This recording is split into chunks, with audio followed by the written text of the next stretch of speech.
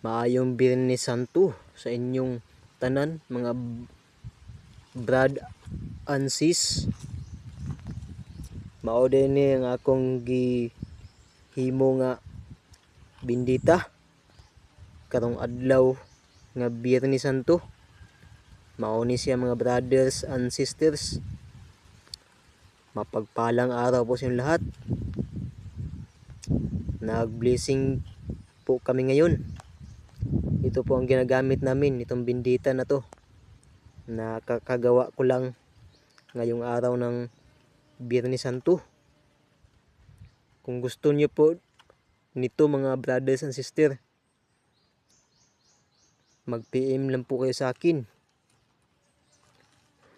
Pwede mo mangayo ani akong bindita.